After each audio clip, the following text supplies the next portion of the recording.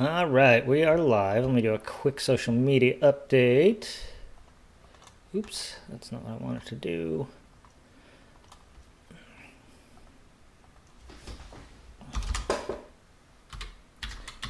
Sorry to do this while we're streaming, but I already had a little bit of an afternoon. Had to get on the phone with my bank. Fascinating stuff, I know, but hey, that's part of the magic of the current media environment, is you get a little peek into the lives of the people who create that media environment, because they're just people. And yeah, so I spent about an hour, well, not quite an hour, 30, 40 minutes on the phone with my bank, trying to get a wire transfer set up for a house that I'm selling so I can buy a different house. Exciting stuff. Exciting stuff.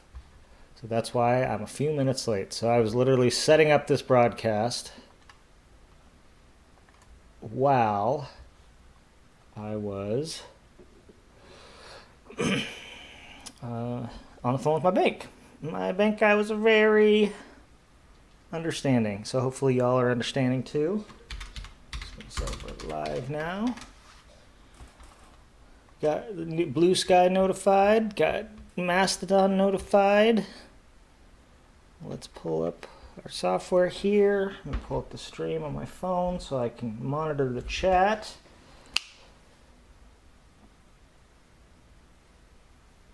Okay. Let's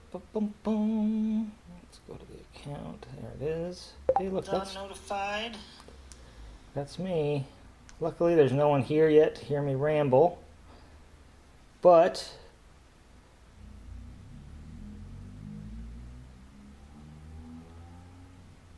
type a little welcome message and get that pinned, and then we'll get going. Actually, let's go ahead and start this.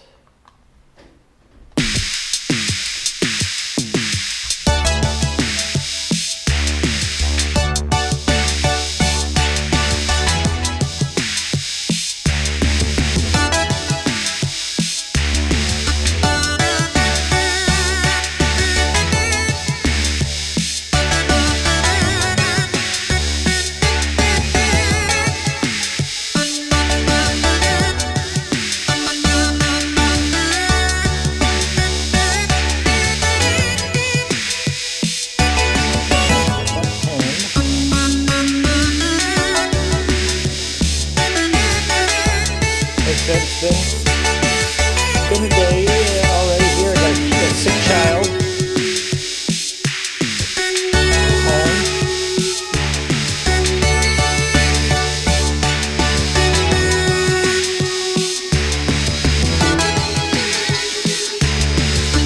Probably need to adjust this.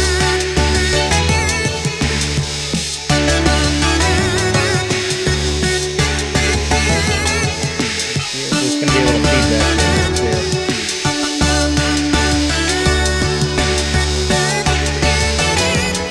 Audio mixer.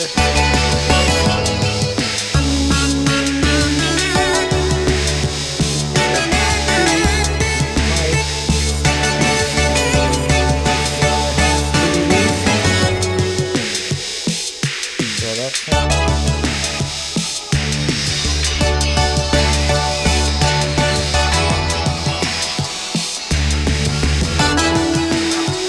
sorry, y'all. I normally would, of course, do all this before.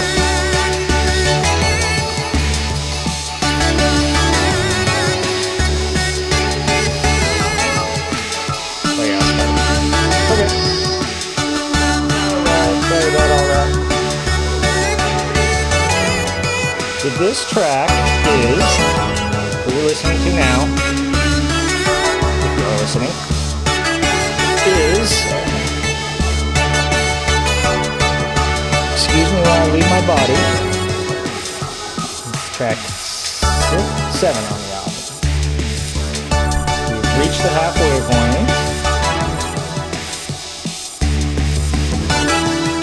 We're around the corner here. So, yeah, this is track 7 as well. Excuse me while I leave my body. I'm going to play it with a minute here.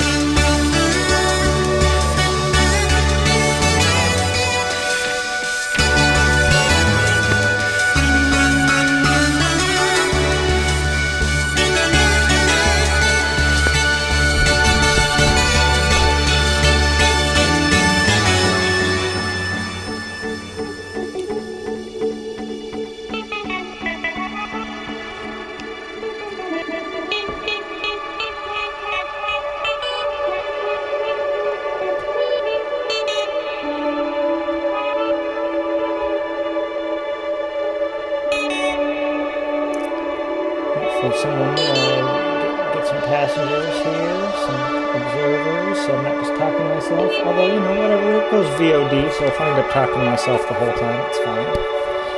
Hopefully it'll be useful to someone as a VOD, if nothing else.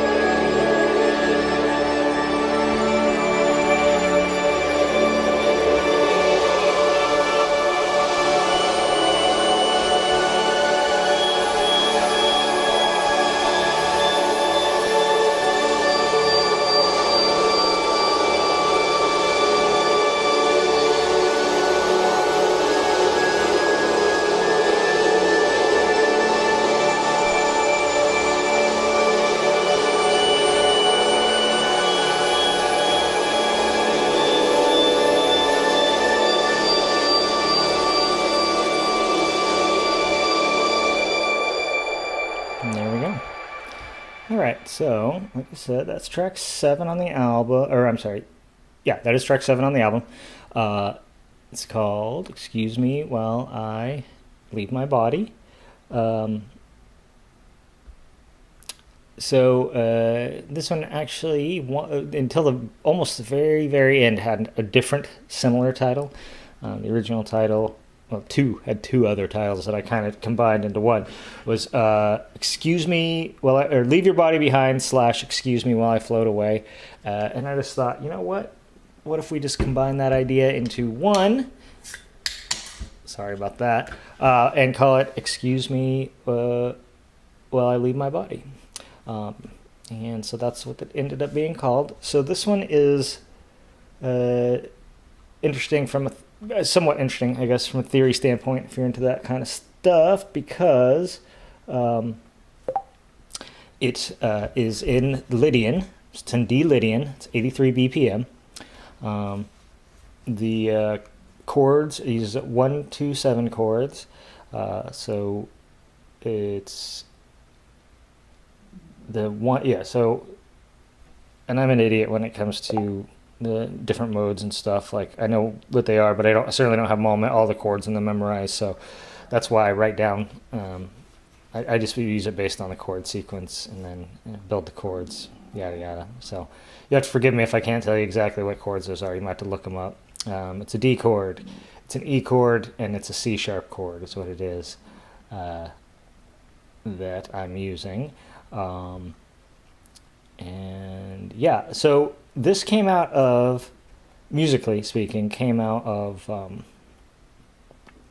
a YouTuber that I watch, Signal Sound Studios is the guy's name. He's actually a guitar guy, but he is really good, and he has a whole series on modes that I have watched a bunch of, and I decided I wanted to try something in the Lydian mode, based on a video he made. And that was this. That's what this track ended up being. And in his instruction, he had mentioned to really emphasize the Lydianness of your Lydian mode songs. You wanted to focus on the root and the 3, the 4, and the 5. Note-wise, that is to say, rather than chord-wise. So the first, third, fourth, and fifth notes in the scale or mode. So that's D, F sharp, G, and A. And so this sort of lead that goes through it here, all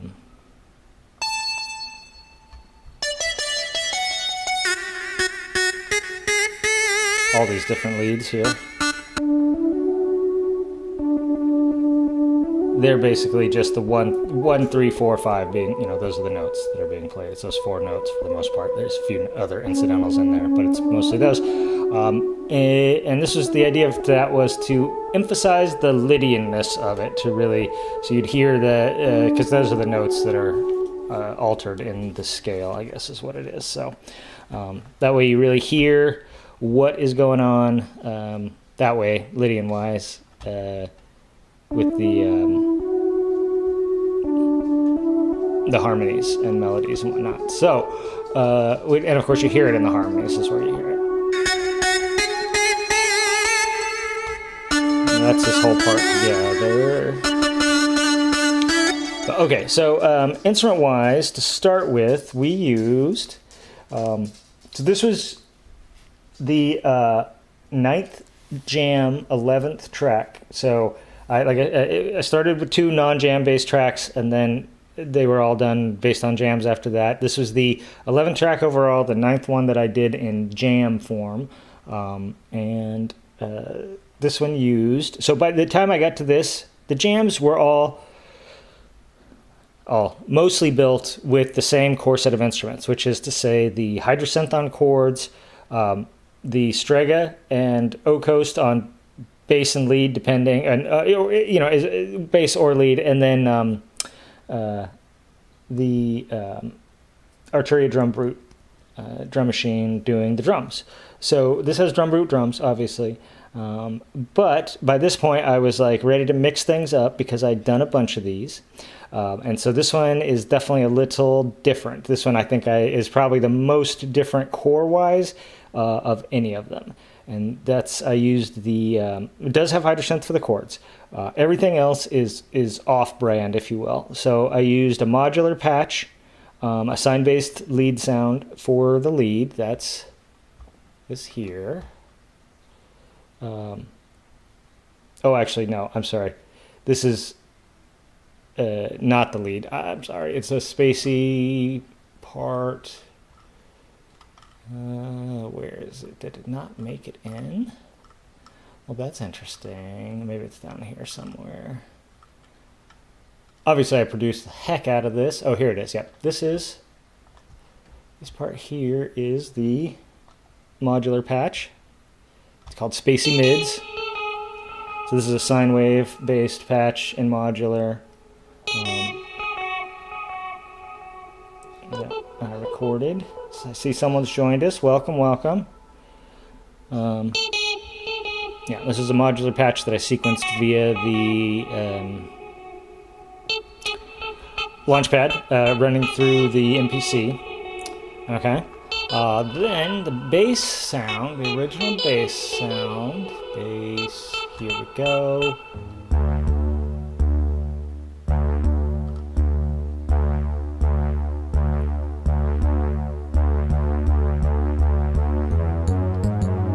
This bass sound is Kawai K4.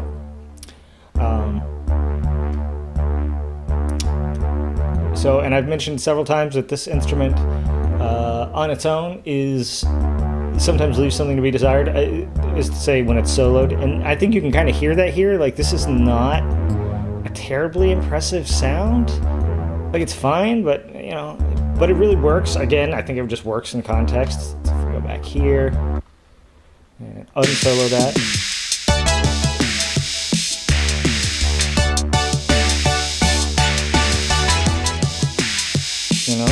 It works well.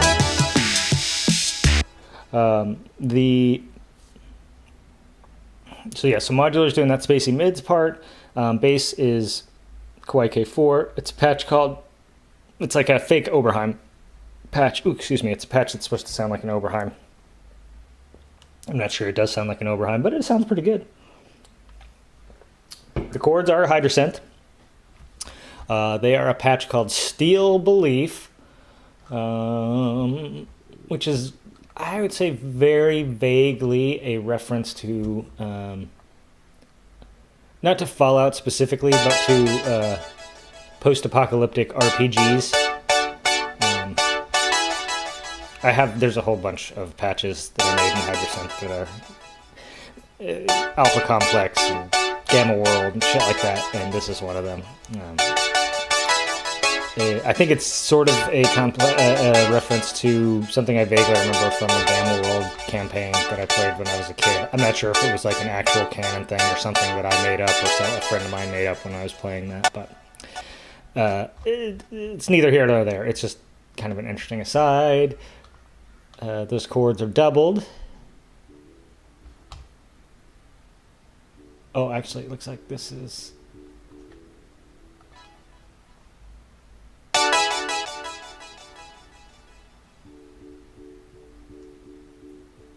That's interesting. What is going on there? Oh wait, there must be some automation or something. No, I don't understand what's happening.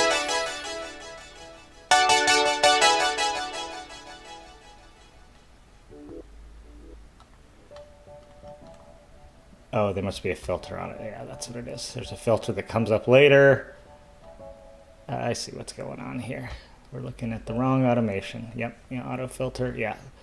So as time goes on, this is opening up, and it's bringing these other chord layers in, so that's what I did. I just had this, it starts off as one thing, and then it slowly becomes something much more complex.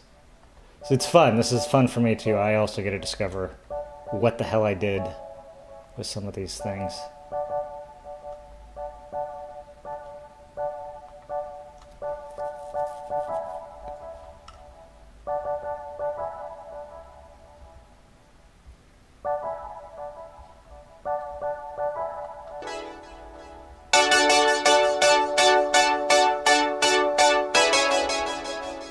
So it's a bunch of layers of Kawaii K4 that slowly coalesce into this increasingly complex chord sequence. But yeah, anyway, it started off as these hydrochords, and then I added this other stuff.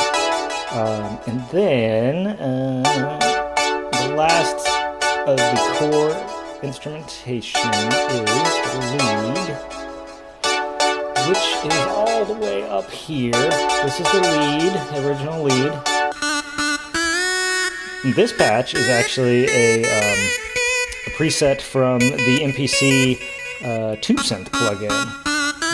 It's called Key Tracked Drive.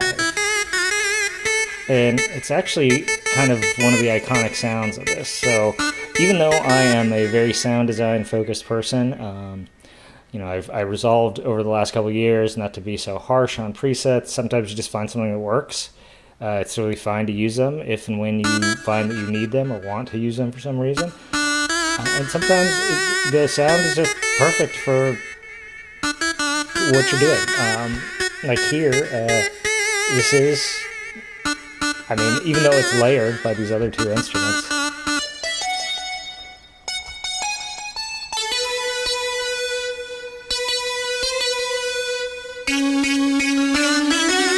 it definitely carries most of the weight.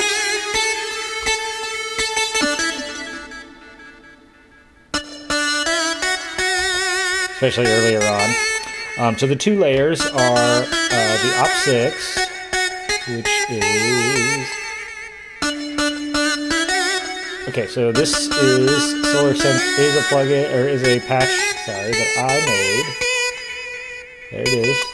These are all my patches. So this is a custom patch. And then it's layered with, like I said, this tube synth patch. And then the last layer is the O-Coast being played through a DS1, Boss DS1 distortion pedal.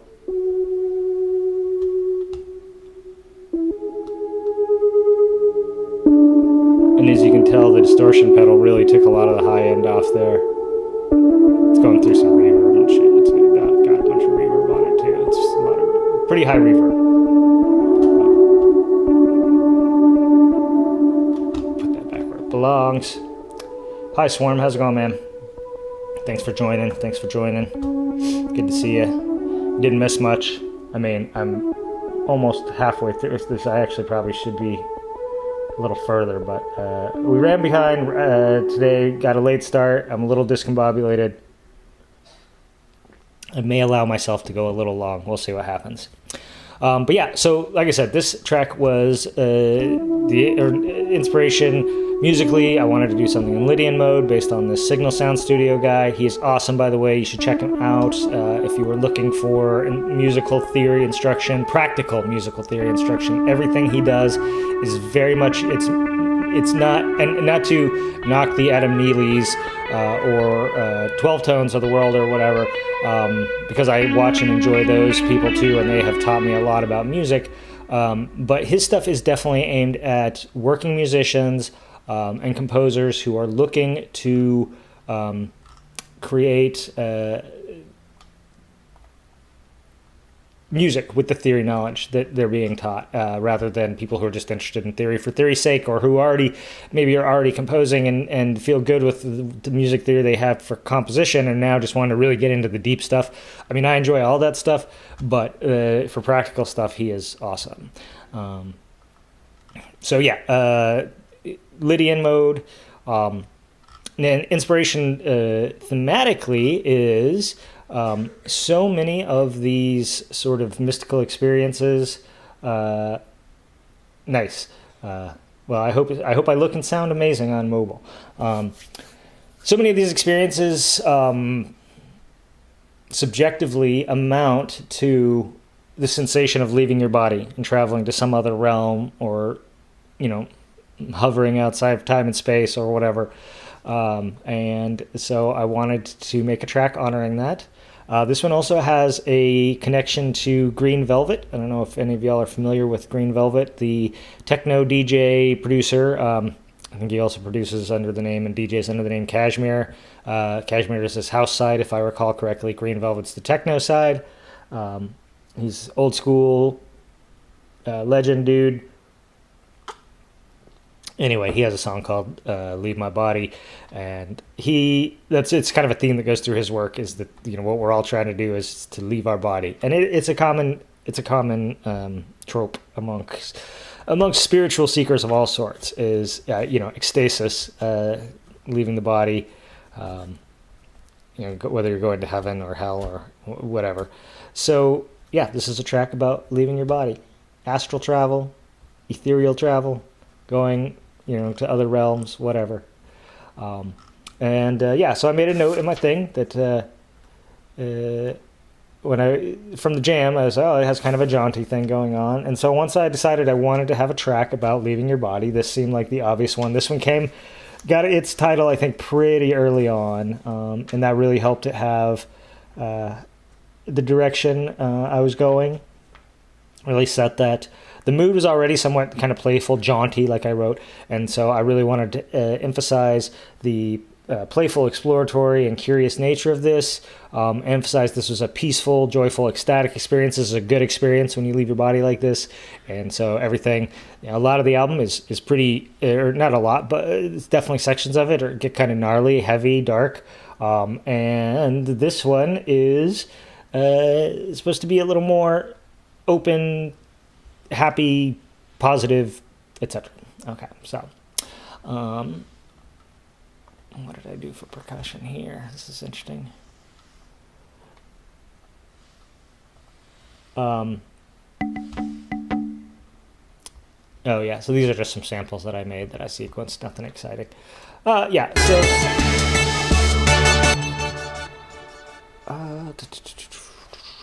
the other main thing I wanted to talk about here is, there's a lot of layers to this. You can see, this is pretty complex as far as things that I typically do. What is going on here?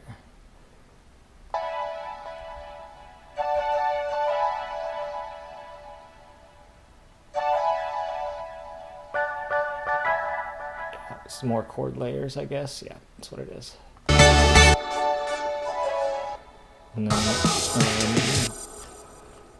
Okay, so this transition is kind of interesting. So there's a transition here.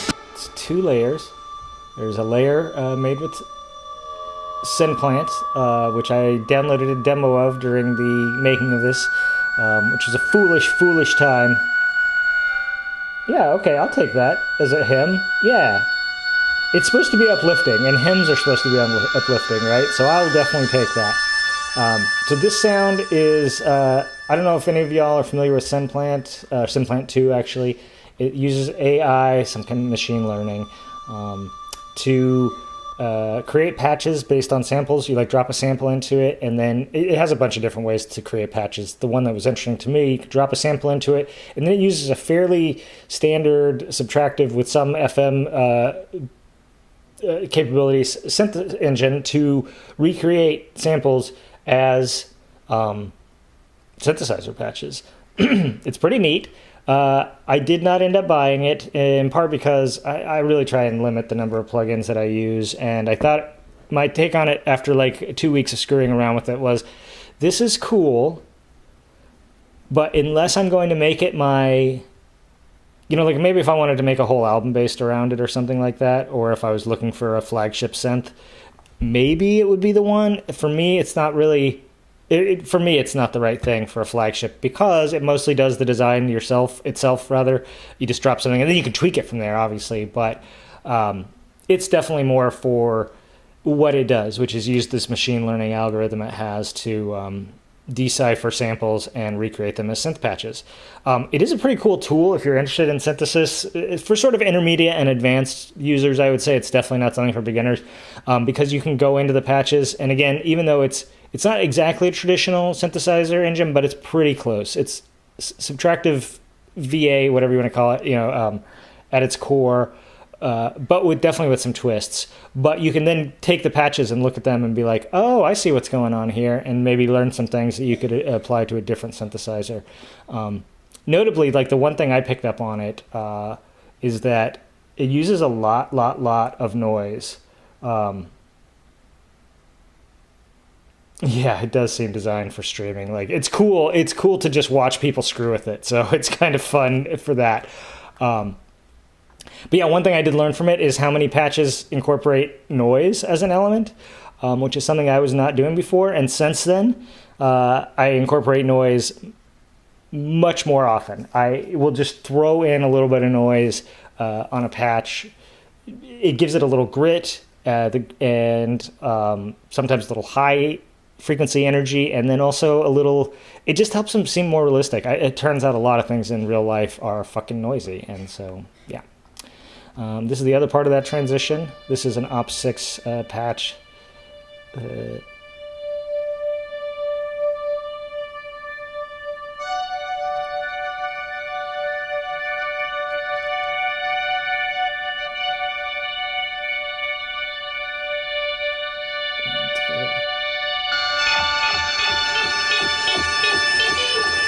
This is the transitions into the second section here. This is the floating part, sort of preparing, and then now we've left the body, we've taken flight, we are now floating away. Excuse me while I float away, this is it. And so this is the other most important part of this, is this Terra line. So this is Soma Terra here. This came relatively late in the process, but this absolutely made this song. It would not be the track that it is without this element. And this is the melody, the melodic sound of me floating out of my body into deep ether space.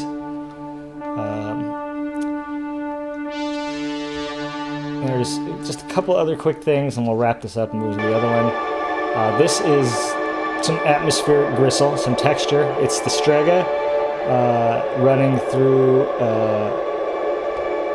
the Desmodus Versio, and it's panned to stereo to give it this nice wide stereo vibe. I think I probably use the sound stage for that, but I don't remember for sure.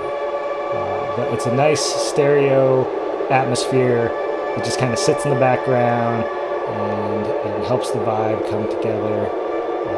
There's this little wave station outro. Just nice. Wave station is so amazing for this kind of stuff. Like, especially because, again, these are presets that are 30, 40 years old, and they still sound good today. There's nothing wrong with presets. I say this as someone who avoided them for most of his life. I still mostly use patches I program myself, but let's see. Doubled the bass here with the microbrute. And that sits behind the bass.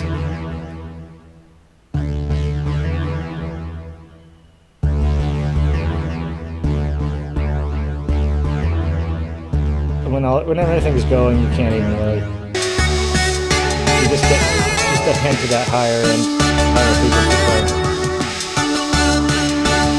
But yeah, that is. Excuse me while I leave my body. Yeah, I'm trying to think if there's anything. So all through this, I did try and use just a ton of different Ableton stuff because I had not used it for 3 years. So like here, I'm using the amp simulator. for example, on one of the bass tracks on the mini brute track. It says got a bass guitar setting for the bass thing, so I was like, screw yeah, let's do it. And then the phaser, and that's where some of that weird high frequency information is coming from. It's percussion. Like I said, these are a bunch of samples that I made. I think I made all these in modular. This is me pinging filters, I'm pretty sure, in modular. If you are interested in this stuff, I do intend to release some more sample packs. I do have a sample pack available now on Gumroad. It's like etherdiver.gumroad.com. It's free. It's donation. You can definitely throw me $5 if you want to for it. It's got a bunch of percussion that was used on this album in there. Not all of it by any means. I've made so much more since I released that. But okay, anyway, let's look at the other file. Unless there are questions. Do you have any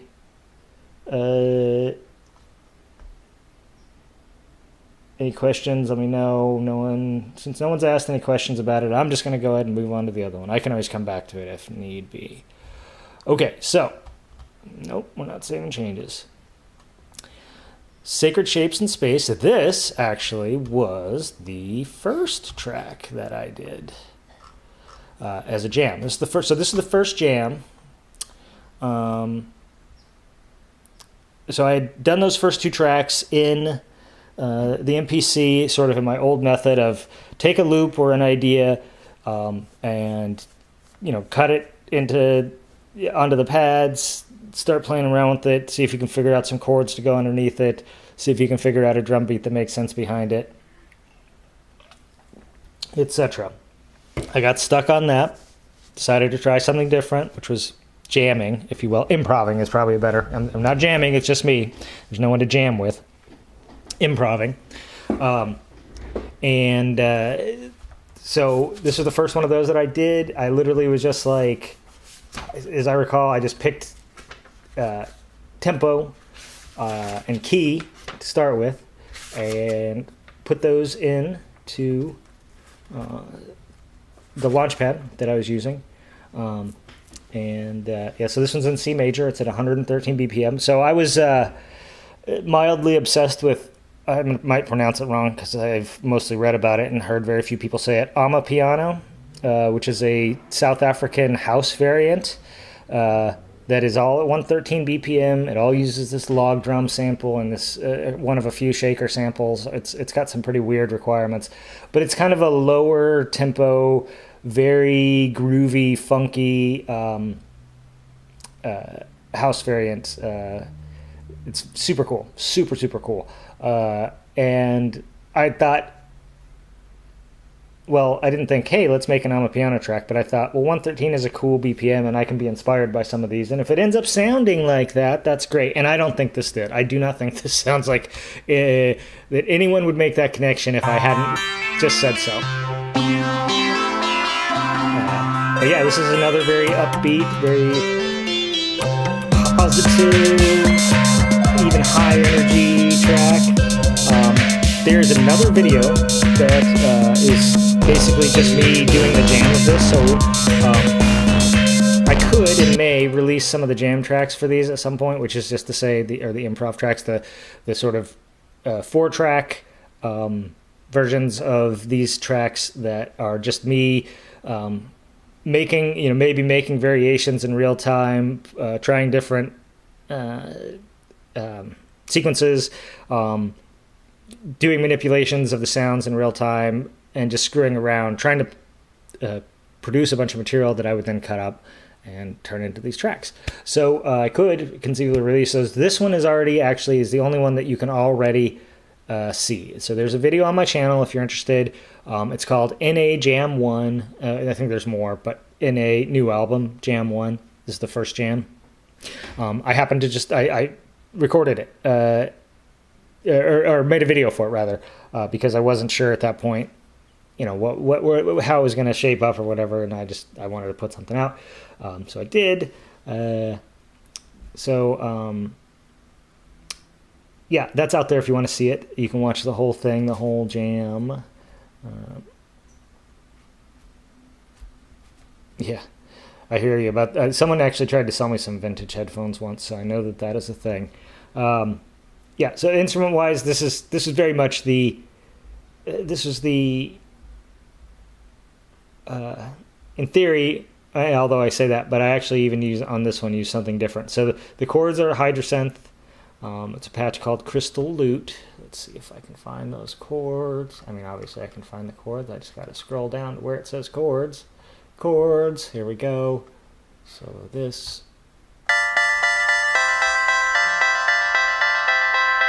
So it's pretty wild.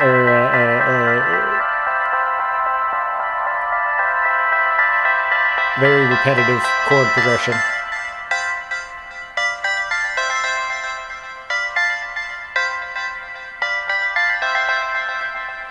It's the variation. I think it's the same chords, but just a variation in the playing.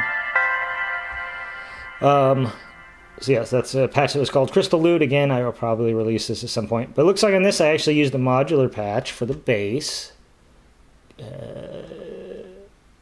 Bass, there it is. And here you can probably see that I cut it up. This is severely cut up. So that is a 2 square waves plus a sub modular patch. It's going through the carbon C4 RBN, the WMD filter, and the Talon.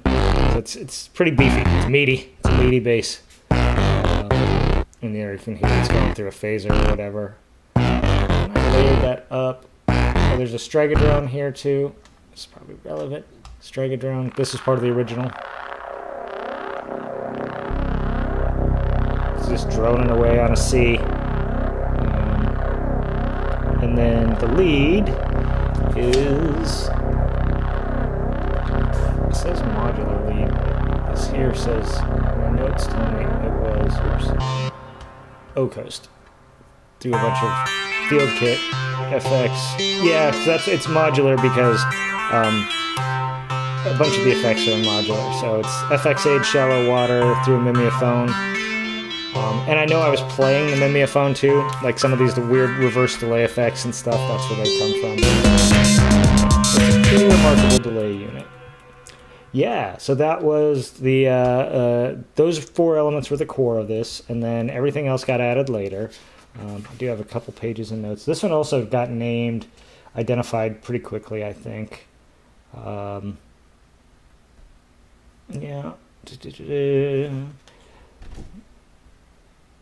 Yeah, I have lots and lots of notes to myself, but none of them are particularly interesting. This actually stayed, if you listen to that video, you'll see that this is pretty authentic to the thing that created it here.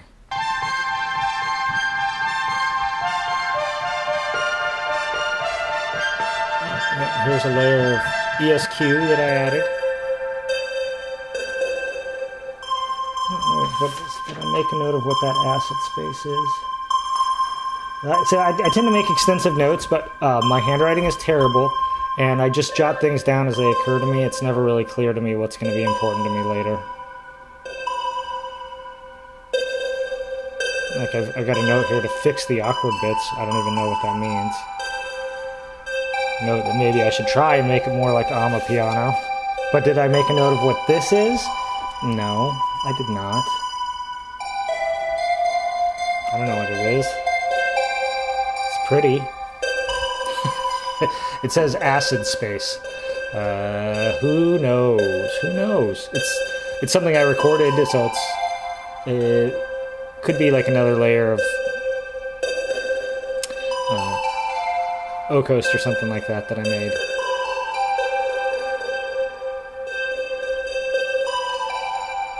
Oh, actually, this is the ESQ layer. What I was talking about was this here. This is the acid space.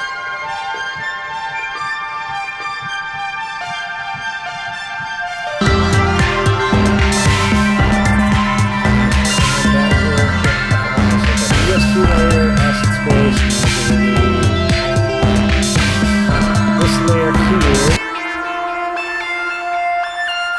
is me doing a little improv on the mod, or the mini brute. Just kind of playing along as the thing is playing. So it's like, let's do here. Yep. You can kind of hear back there. It's just like a counter melody, basically, all improvised.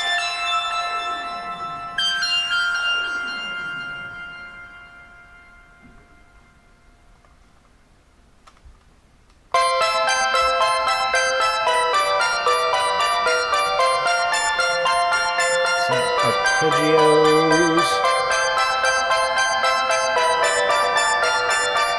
So this is just me again, like, I'm layering this up. I'm just trying to use a bunch of different presets that I found in Ableton so I can familiarize myself with the various instruments, instrument racks. It's all doubling up this part here.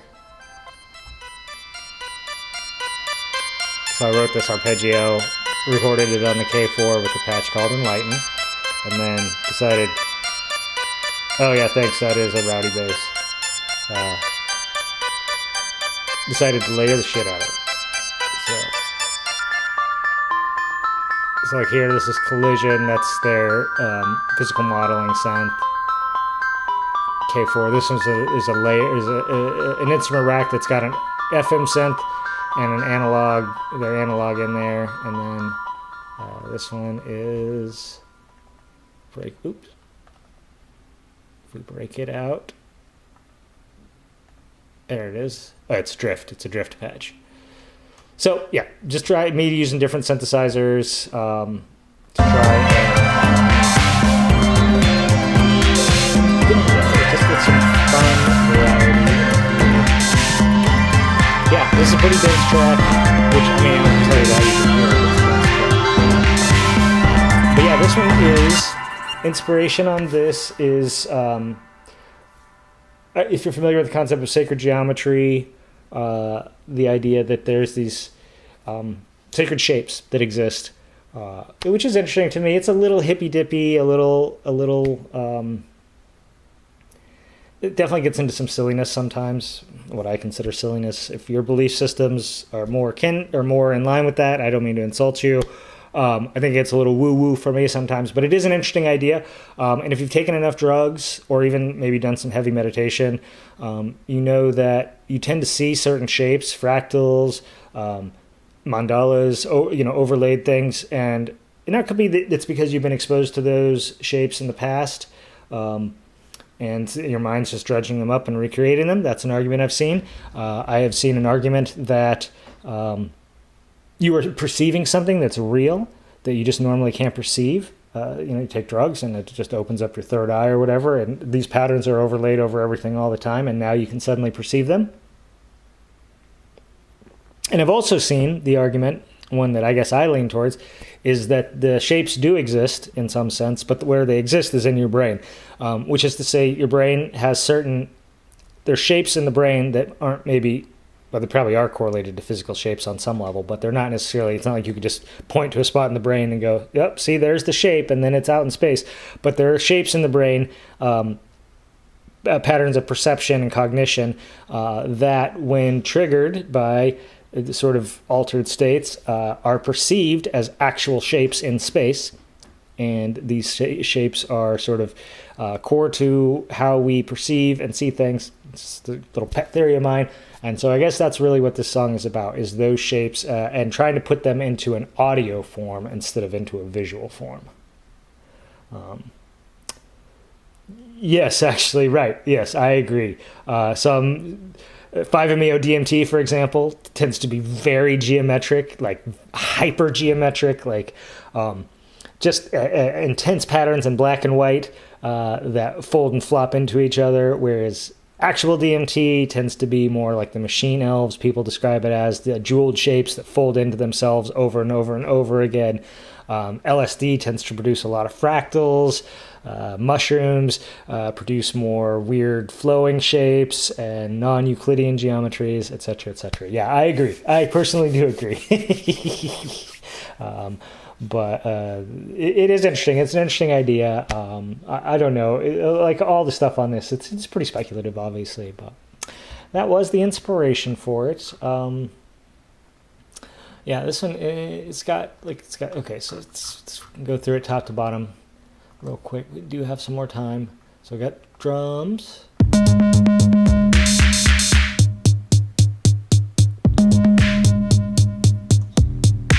So I'm a big fan of, I liked the the Drum Brute Impact before this, and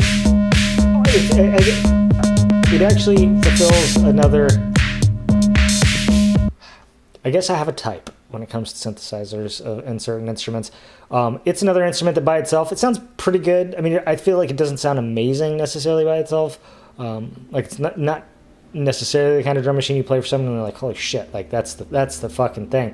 You play it and they're like, yeah, no, it sounds good, it's cool, it's great, man, cool. But in context and the tracks, it really holds its own. It fills the space that it's supposed to fill. It doesn't bleed out into other things. It does what you want. And then otherwise, drum-wise, I love making FM drums. This is a layer of FM drums on the Op6. So that's like an FM patch that I recorded this drum stuff on. And then there's also a layer of a Microfreak patch. It's pretty quiet. Let's see, maybe it gets louder over here. Or maybe it's just quiet all the way through, but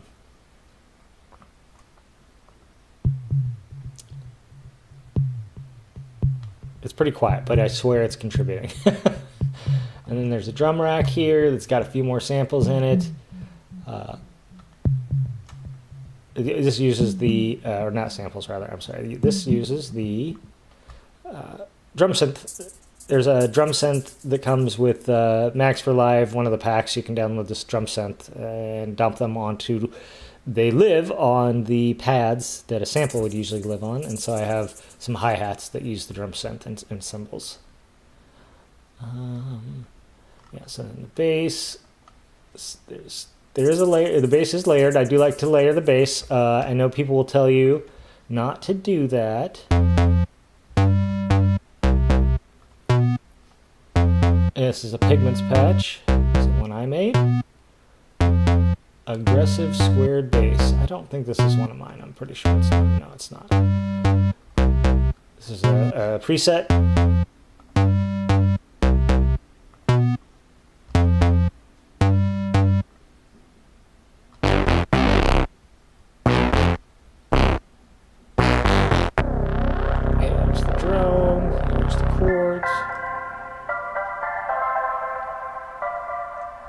And then, so this middle bit, arpeggio, is also present on the outro. So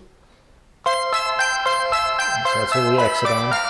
And this is, yeah, it's multiple layers, so there's this layer, this layer, this layer, this layer.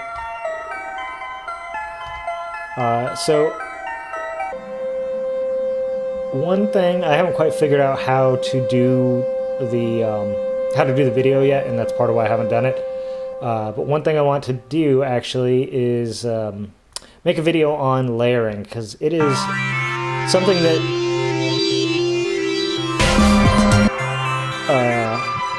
it's an important production technique and sound design technique. But it's not really talked about that much, and I guess it's because it's really not that exciting. Yeah. I guess it's, you know, the reason it's fine to have a sub oscillator in your bass sound is that the sub oscillator is derived from your main oscillator, and so it's always phase locked to your fundamental, and it can't. So since it's phase locked, it can't have phase shifting that would gut your bass. So the idea of not layering bass is that when you layer up, you want your bass to be thick, right, girthy.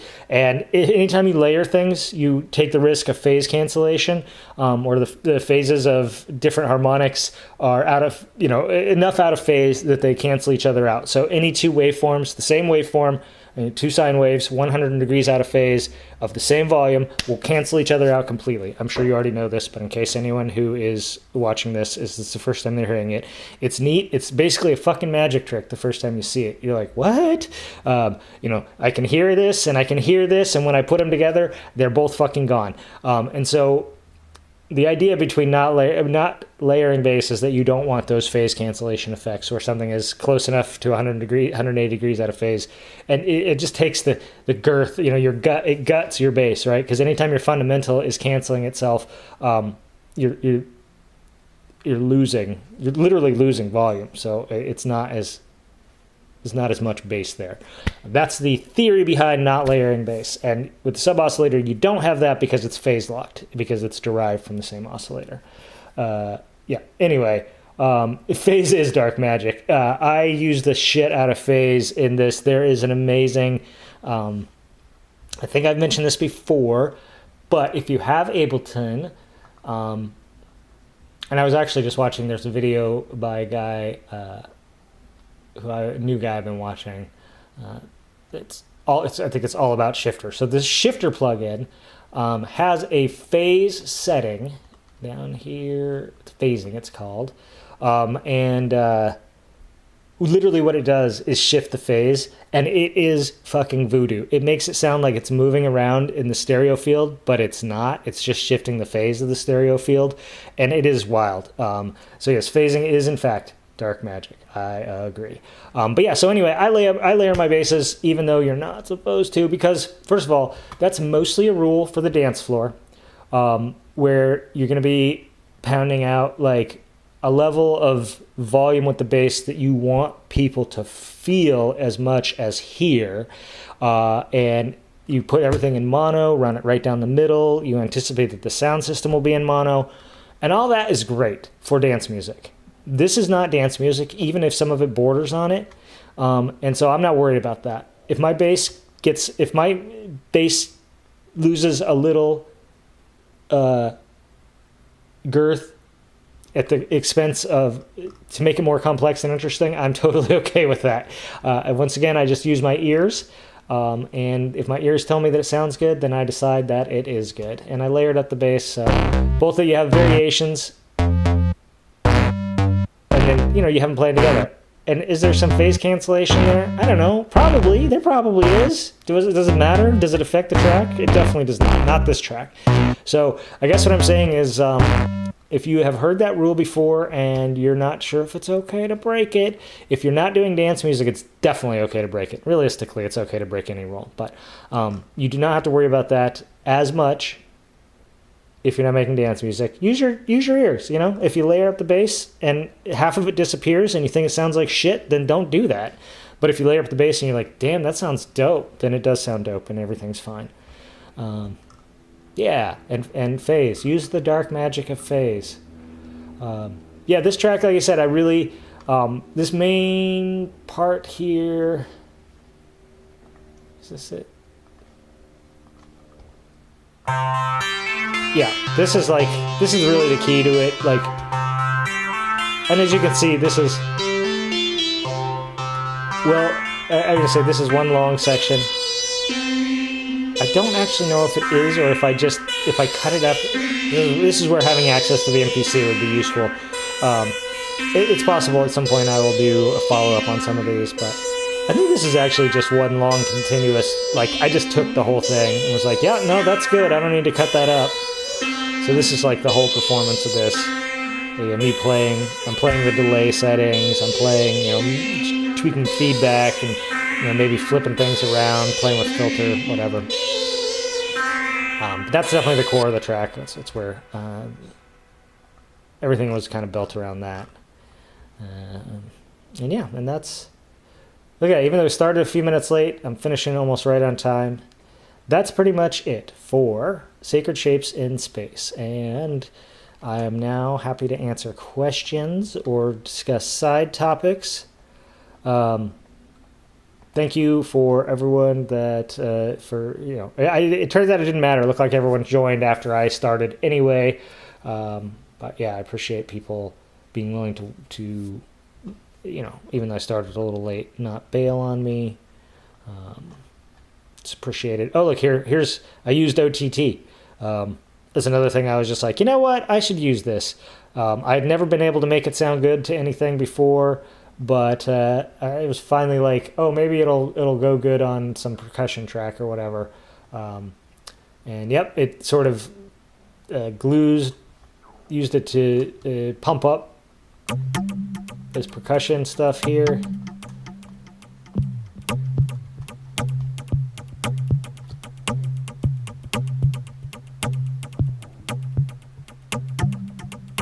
You can see it just really gives it a lot more presence. It's for something called over the top, and for OTT in general has a reputation. It's actually pretty subtle, and maybe even with the YouTube compression you can't even hear what the hell this is doing, but it definitely adds more presence and punch, especially in the mid-range here, which you can see it's really pumping that. But also a little more high-end and a little more bass too, But yeah, like one of my goals once I decided to put this in Ableton was to try and use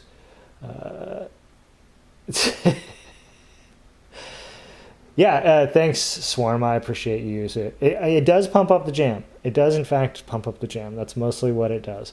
I talked a little bit about this before in terms of mastering, but the OTT, or the multiband compression, that's a new one in my toolbox. I never really used it before this project, and I started using it here, and good. I'm glad you can hear it.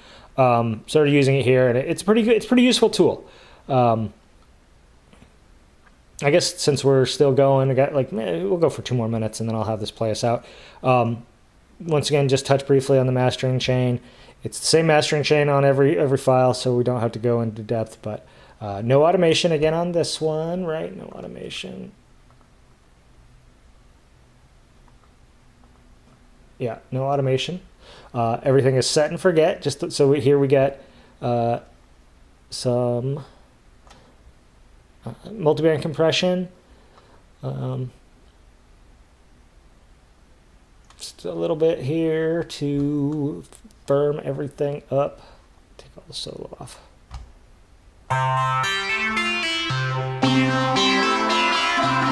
it's probably mostly, looks like it's compressing the mid-range the most. Let's see if you can hear this again.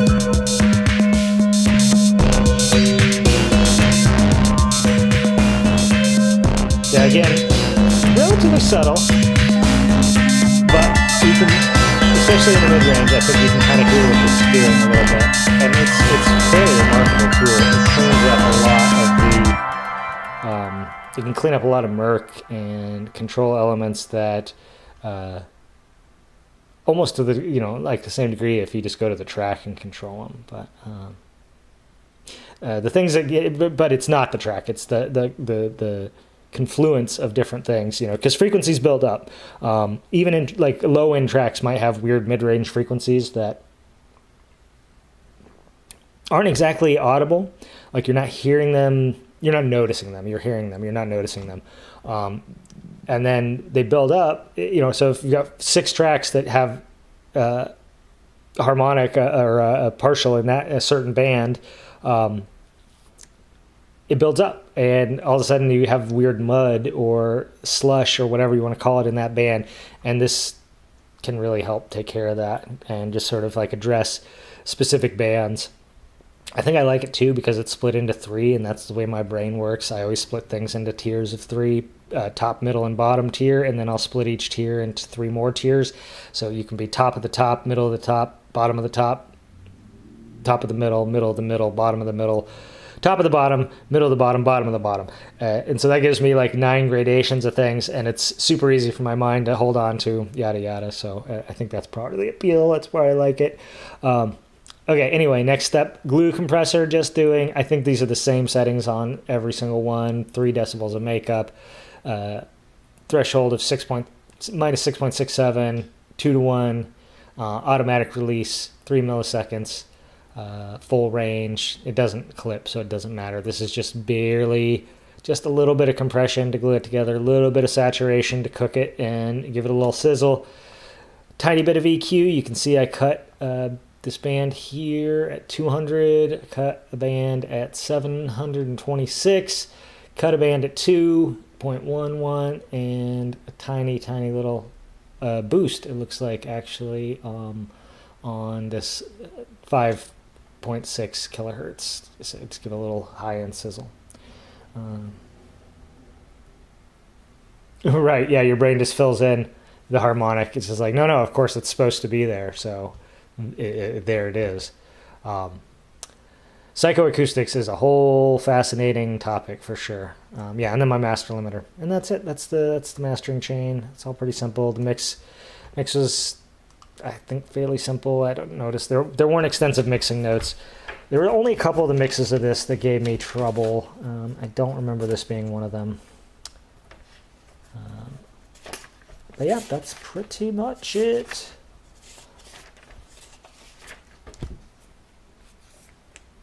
I